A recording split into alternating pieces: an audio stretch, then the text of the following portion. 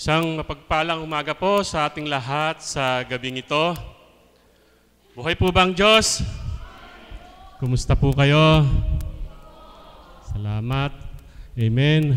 Talaga pong purihin natin ang Panginoon at pasalamatan dahil po sa kabila po ng mga kalamidad sa iba't ibang lugar na pinanggalingan natin, ang dakong ito ay napakatahimik at wala pong mga pagbaha na nangyari dito sa dakong ito kahit po halos maghapon po yung ulan sa kasalukuyan ng kaarawan ng ating mahal na Apo. At maraming salamat din po sa Ama, sa ating Panginoon, sa buhay na Diyos, sa patuloy niyang pagpapadama sa atin na huwag tayong magsawang tumungo sa dakong ito dahil tunay nga po na pinadadama niya ang pagmamahal niya sa atin. Kagaya ko po, ang lagi niyang pagpapadama, yun ang nagiging basihan ko sa buhay ko. Dahil po doon sa pandama na yan, sinimulan niya sa pagbabago sa aking buhay, pagpapadama niya ng pag-ibig sa akin, umusbong ng umusbong, at ang pinakagusto ko sa lahat ng pandama na pinagkaloob niya, yung pandama na pagkakontento sa buhay. Hindi na po ako mahanap ng iba. Sa gabi pong ito, muli magbabahagi ng tayo ng ating mga pangyayari sa ating buhay na ating naranasan sa ating pagtungo rito, pagpapasalamat sa Kanya.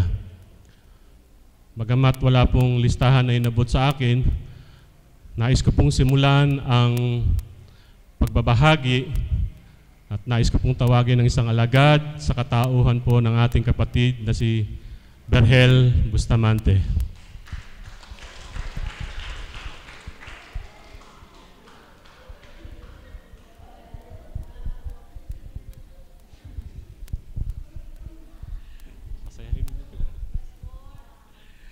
Papuri at pasasalamat po, dakilang Ama, muli sa kalooban mo po na ako'y makapagbahagi ng kadakilaan mo.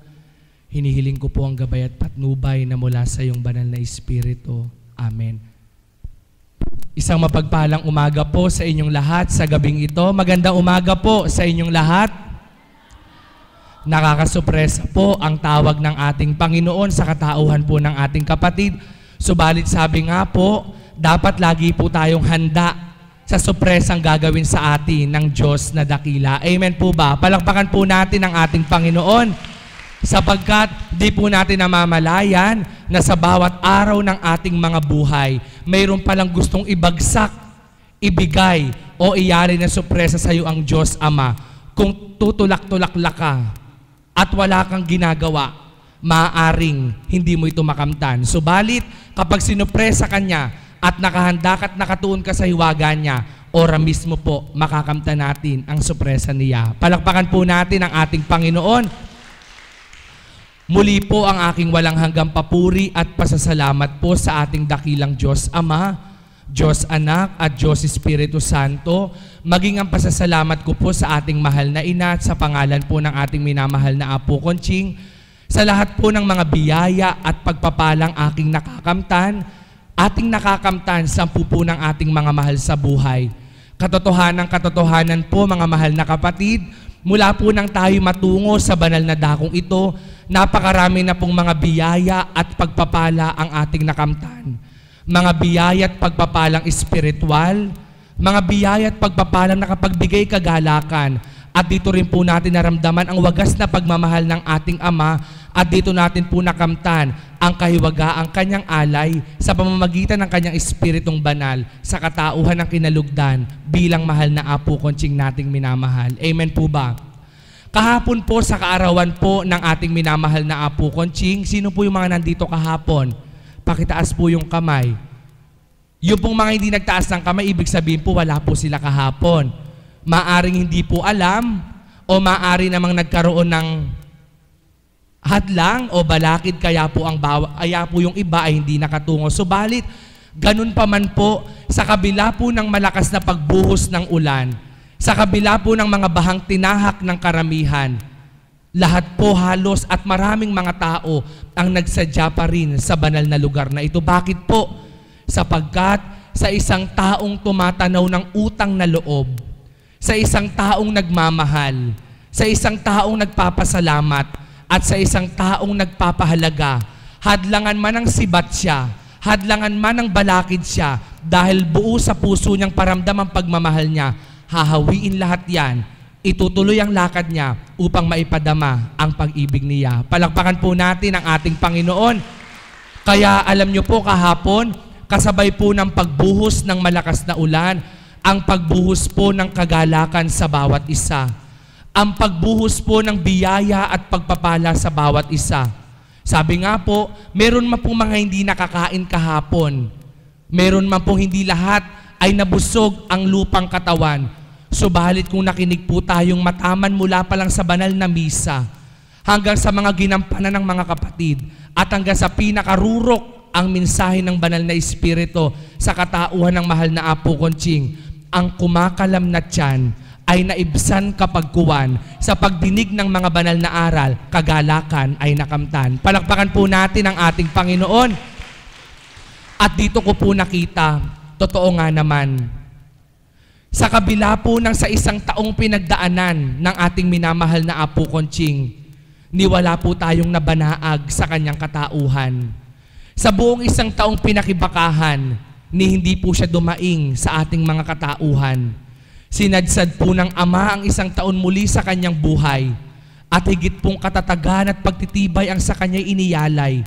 Hindi po yung saga ng kanya lamang kapakinabangan, kundi sa kanya pong katatagan at pagtitibay, ako, ikaw, tayong lahat at marami pang iba ang higit na makikinabang sa handog sa kanya ng Ama. Amen po ba? Amen po ba? Naantok po ba kayo? Doon na lang kaya tayo sa tent. Naantok po ba kayo? Hindi po, sabi niyo po. Gising po ba kayo? Palakpakan po natin ang ating Panginoon. Pumalakpak po ng 5 ang lahat ng anak ng Diyos. Oh, sabi ko, antok na kayo, 6 yung iba. Pumalakpak ng 5 ang mga anak ng Diyos. Oh, inaantok ka na nanay, sobra ng isa. Pumalakpak ng 5 ang mga anak ng Diyos. Pumalakpak ng 3 mga inaantok. Wala, amen. Pumapalakpakan po natin ang ating Panginoon. Alam niyo po mga kapatid, tunay nga po at katotohanan na sa dakong ito po, lagi pong ang Diyos ay may alay at sorpresa. Binalik po sa aking kaisipan kung papaano po ang kapangyarihan ng Diyos ay kumilos sa buhay po ng aking mga pamilya. Wala man po sila sa dakong ito. Para po sa ito, mahal na kapatid na Edith, ang aking pong tita na nasa Australia ay nagkaroon po ng sumasakit dito po sa bahagi ng puson, konektado po sa likod, hanggang dito po sa malapit sa batok. Alam ko po mayroon na ako naparinggan ng bahaging ito, subalit ito po yung kahiwagaan ng Diyos, hinihingi ng pagkakataon.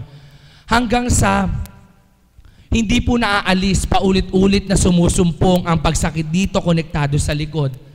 Hanggang naisipan po niya na sa sobrang sakit ng kanyang nararamdaman, ay magpa-check up po sa doktor doon po sa bansang Australia. Ngayon po, ang sabi po ng doktor sa nakita pong pagsusuri sa kanya, kailangan po as soon as possible, kailangan po siyang operahan. Dahil po, ang nakita po sa kanyang magkabilang kidney o bato, pareho pong mayroong bato. So yung magkabila po niyang kidney, bato sa bato, ay mayroon po. Kabila ang kidney. Dahil po doon ang sabi ng doktor ay agarang operasyon. Dahil daw po, unti-unti nang lumalaki yung bato sa kanyang bato. Ngayon po, ang sabi po niya, sandali lang po, uuwi muna kami para po makakuha ng gamit.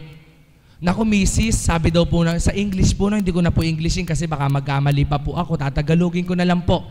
Huwag na po kayong umuwi at delikado na. Nagpumilit po ang aking tita na umuwi para po makapagpaalam din sa mga kamag-anak. At doon po sa kanyang pagka-uwi, naisipan po niyang manalangin sa kanilang altar. At sa panalangin po niya sa kanilang altar, nakita niya po yung chaplet ng Divine Mercy at ng mahal na ina ng laging saklolo. Itinapal niya po yun sa bahagi ng kanyang puson at muli po bumalik na sa ospital para operahan. At dito po, ilang oras na lang ang hinihintay para siya operahan. Bigla pong humilab ng pagkahilab ang kanyang tiyan. At kumatok daw po ang doktor at ang sabi po, ready na po ang kwarto para sa operasyon. Subalit na sabi raw po ng aking tita, sandali lamang at siya po ay nadudumi. At doon po binigay siya ng pagkakataon ng doktor na dumumi at sa pagdumi po niya, nawala po yung nararamdaman niya. Kaya sabi po niya, wala nang operasyon na dapat maganap. Ang sabi po ng doktor, hindi pwede. Kailangang operahan ka. Kung ayaw mo, ulitin natin yung pagsusuri sa iyong kidney. Alam niyo po mga kapatid, nang muling sinuri po ang kanyang dalawang bato, purihin at pasalamatan ng Diyos, yung dalawa pong bato sa bato niya, tinangay sa pagdumi niya. Palakpakan po natin ang ating Panginoon. Yun po ba ay dahil po sa chaplet na inilagay lamang? O kaalinsabay po ng pagtatapal ng chaplet ay may malalim na pananalig at pananampalataya? Sapagkat ang mga ganung pong dasalan, ang mga gamot ay mga kaparaanan, subalit kung mananalig kang lubusan, doon lamang dadaloy ang kapangyarihan upang ang kahiwagaan ay iyong makamtan. Amen po ba? Kahit itapal mo po sa likod mo yung tarpaulin ng Divine Mercy, kahit ilagay mo po sa harapan mo ang sako ng ina ng laging saklolo, kahit itali mo pa ang kwintas ng Nazareno, at kahit isabit mo pa ang ano-ano sa katawan mo, kung wala kang pananampalataya, wala kang magagawang ginhawa, makakamta na ginhawa. Subalit, sa pamamagitan ng isang larawan, pananalig, pananampalataya mo'y pinagtibay, dadaloy ang kanyang kapangyarihan, kahiwagaan at kagalingan ay ganap mong makakamtan. Palakpakan po natin ang ating Panginoon. At isa pa po mga kapatid, alam nyo po ba, nagbahagi ko na rin po ito, nung pong oras na nagmisa tayo dito, may misa po tayo noon, at yung pong kopa, yung iniinuman po ng pare, ay madumi. Ngayon po, sabi po nung assistant ng pare, si kapatid na Danilo pa po noon, during time po ni Father Steve, nanghingi po siya sa akin ng panyo, ng bimpo, para punasan po yung kopa ng pare. Dahil po ako'y walang bimpo, naisipan ko pong maghingi sa ating minamahal na binibining Cecilia, si kapatid na Cecil po, at ibinigay po niya sa akin yung pong panyo ng minamahal na Apo Conching. At doon po'y pinunas yung panyo sa kopa at ibinigay po sa akin nung assistant. Gusto ko na pong ibalik kay kapatid na Cecil, subalit parang may pumipigil. Ginawa ko po, ipinasok ko po muna sa aking bulsa na nawala na po ako ng kamalayan na nasa bulsa ko pala yun.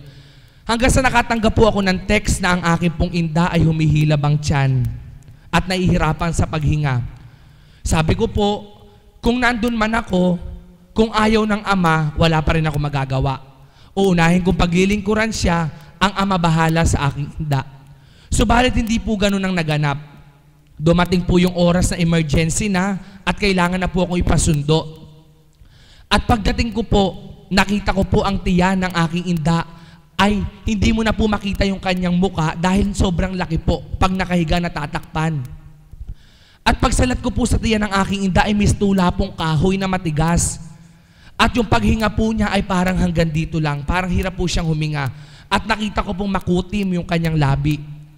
At doon po'y pinagdiinan ko po ng diniinan, subalit parang tumitindi po yung kanyang nararamdaman.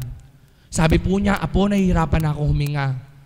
Sabi ko po, Ama, ano pong gagawin ko?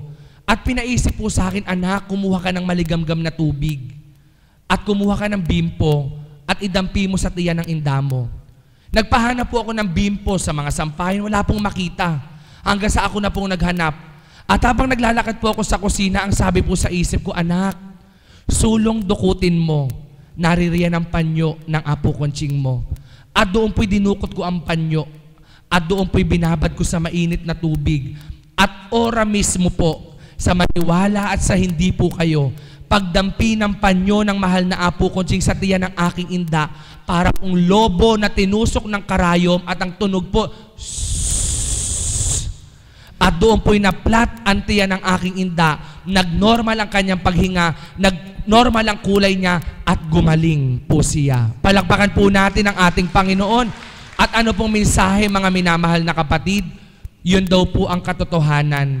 Sino mang may katapatan ng pananalig at pananampalatayang lubusan, na sa pamamagitan lamang ng kanyang kinalugdan, bawat nadampian ng kanyang mga kamay, kung ganap pagtitiwalaan, magiging kagalingan sa sino mang may karamdaman. Amen po ba? Sapagkat sa maniwalat sa hindi po kayo, ang mahal na Apo Conching po, nakikita nyo man po ang imahen o itsura niya bilang tao.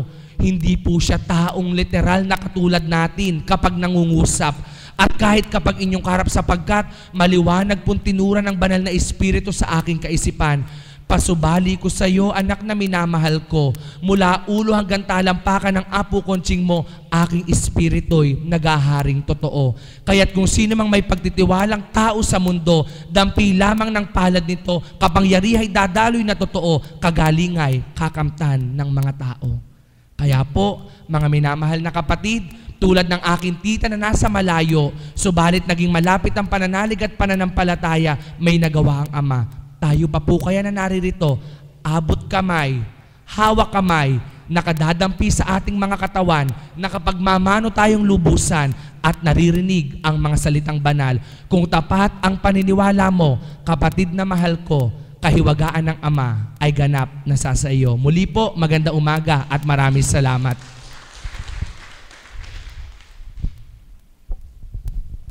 Maraming salamat, kapatid na Berhel, sa iyong binahagi. Tunay na tunay po ang kanyang mga tinuran na pananalig talaga sa Panginoon ang kailangan natin. Pangyayari man o sakit sa ating katawan, pananalig lamang. Karamdaman man yan, basta nananalig tayo, hindi tayo pababayaan at siguradong pagagalingin tayo ng buhay na Diyos. At bago po pala ako muli tumawag ng susunod na magbabahagi, nakalimutan ko pong banggitin kanina na muli nagpapasalamat po ako at nabigyan muli ako ng pagkakataon na mapagitna dito dahil po sa totoo lang po hindi po ako ang facilitator dapat ngayon, dapat last week ako. Subalit nagkaroon lang po ng hindi lang po natapos kagad dahil po unang session po dun sa barangay, ang mga sangguniang barangay, at nagkataon po na nagbalik po ako sa paglilingkod sa barangay dahil kinailangan po nila ng taga-dokumento ng mga papeles bilang kaantabay ng barangay kapitan, ng sekretaryo at ng tresurero sa paggawa ng kanilang mga dokumento. Muli po nagbalik ako sa pagsiservisyo sa aming barangay. At nagkaroon po silang session nung araw na yun, last week Saturday. Hindi po kagad natapos yung kanilang mga pag-uusap. Hindi po ako nakatugon. Nandyan lang po ako sa barangay noon. At salamat po sa ating kapatid na si Beth Liit. Liit po yung tawag sa kanya. Na pinalitan po niya ako, supposed to be siya po ngayon. Kaya po, salamat po at natupad ko rin po ang atas sa akin ng Ama. Ngayon po, nais ko pong tumawag sa mga tagasunod, kung maaari po. Bagamat hindi ko po kayo kilala, pwede po bang lumapit ako sa inyo? Tingnan niyo po ako, gwapo naman ako eh. Huwag po tayong yuyuko. Sige po, lalapitan ko po si kapatid. Ano pong pangalan niyo? Arlene po. Sige po. Salamat.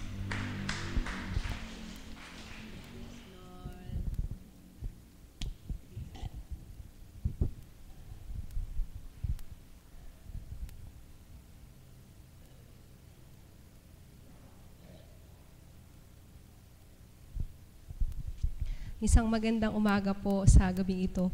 Tunay nga po ang tinuran ng ating kapatid na Berhel.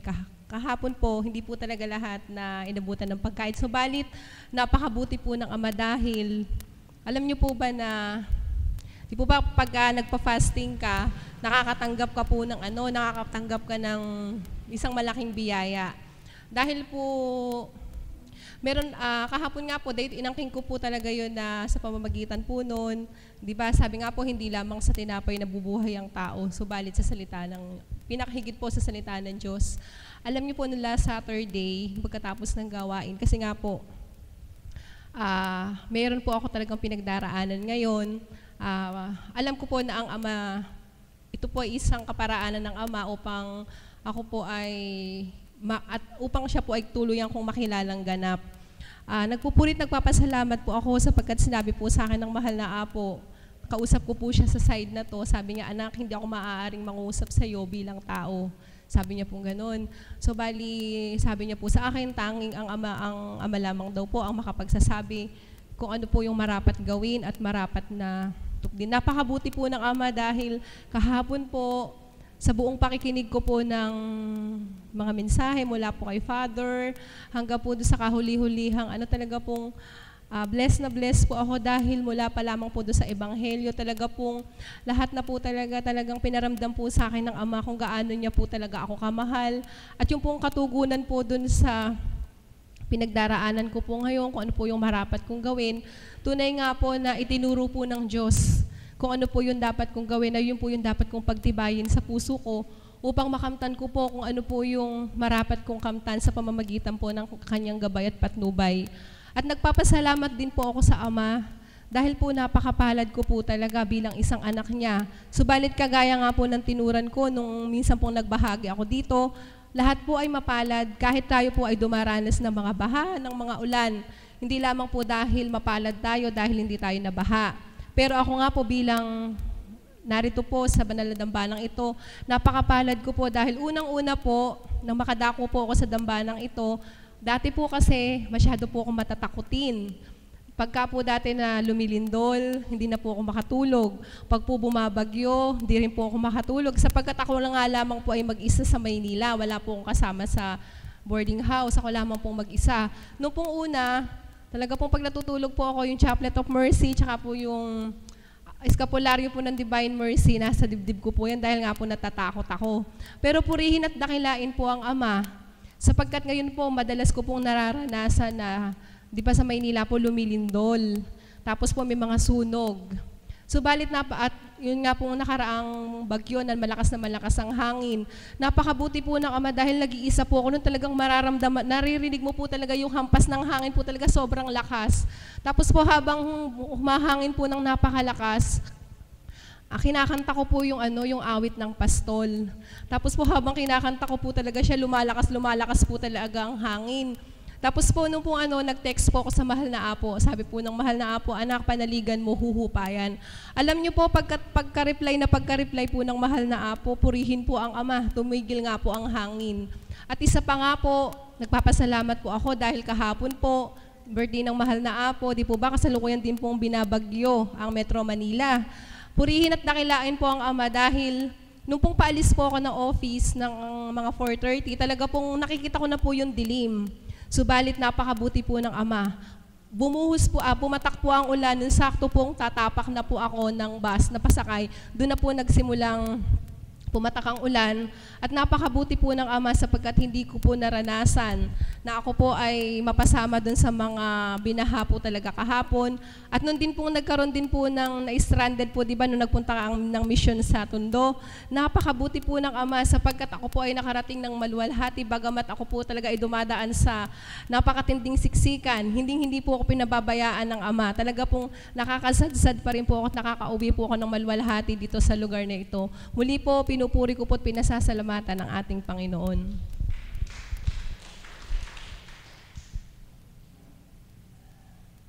Maraming salamat kapatid sa pagpapaunlak ng inyong pagbabahagi. At ngayon po,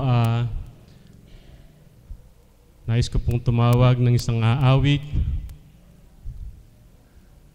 Ang tatawagin ko po alam niyo po itong umaawit na ito, talagang gustong-gusto ko po siyang umaawit dahil sa tuwing siya ay aawit, talagang lumalalim yung pandama ko. Nadarama ko yung nadarama niya dahil ibinibigay niya ng buong puso yung kanyang pag-awit. Nais ko pong tawagin si Nanay Mirna na mabigyan tayo ng isang awitin.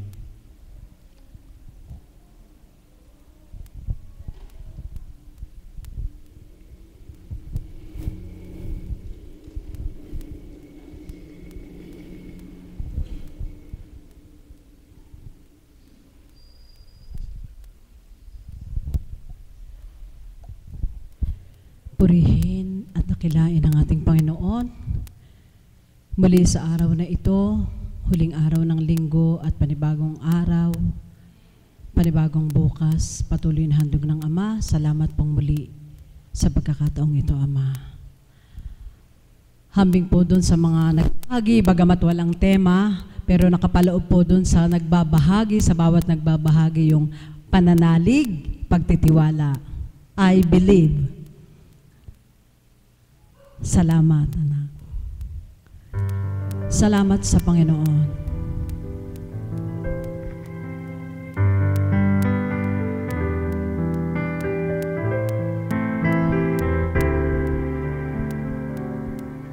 I believe for every drop of rain that falls,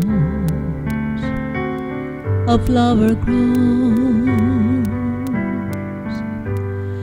I believe that somewhere in the darkest night a candle glows. I believe for everyone who goes astray, someone will come to show the way.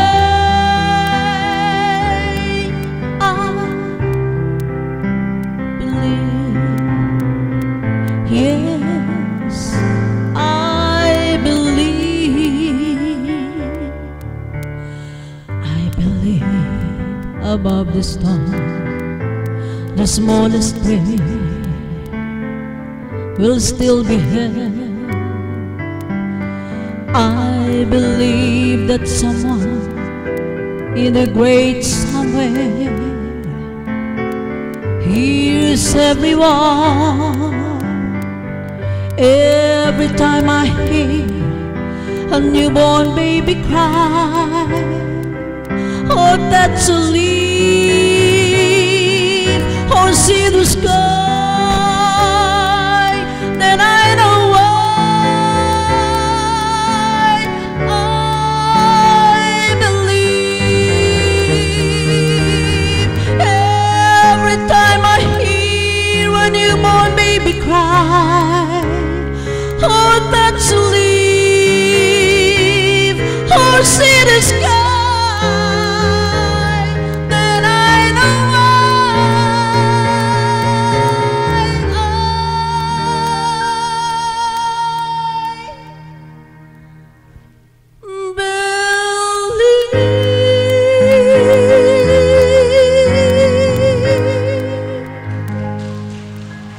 Salamat po, Ama, sa patuloy na umaasa sa iyo, sa patuloy na pag-asang kaloob mo, kailanman ay di mo kami binigo na mga anak mo. Salamat po, Ama. Salamat po sa iyo. Amen.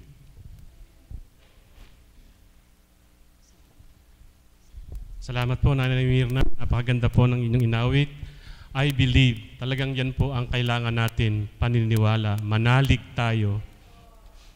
Sa lahat po ng nagbahagi at naghandog ng awitin, maraming salamat po. Narito na po ang ating mahal na Apo. Tayo na po, sabay-sabay na po tayong tumayo at awitin ang panalangin na itinuro sa atin ng ating Diyos.